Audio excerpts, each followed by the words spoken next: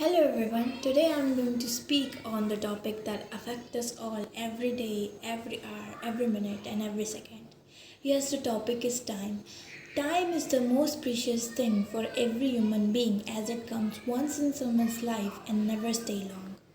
Life is like a bubble, a short morning dream. Therefore, we should take good care and make a best use of it. Time management is basically planning and dividing one's time in a constructive way.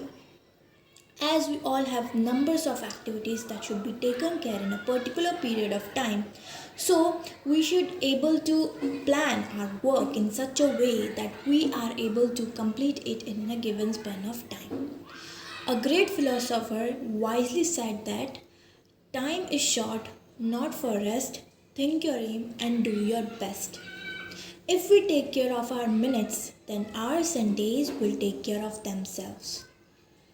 It is said that time is more precious than money because money lost in business can be earned or gained again, but once time lost, never come back. To illustrate my point, I would like to do some comparisons. To know the value of 1 year, ask the student who failed.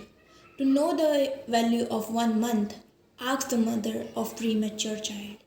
To know the value of 1 week, ask the editor of Weekly. To know the value of 1 day, ask the daily wage worker. To know the value of one minute, ask the one who missed his train. To know the value of 1 second, ask the person who escaped an accident.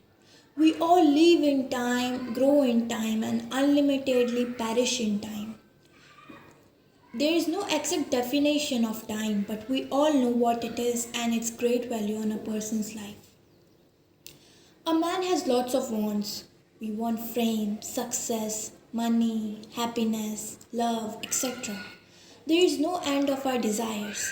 But however, only few are successful, prosperous, and happy. These few are the one who realize the value of time. They make the best use of their time and attain the unvisible position in the society. To conclude, it is foolishness to think that we can make up the lost time.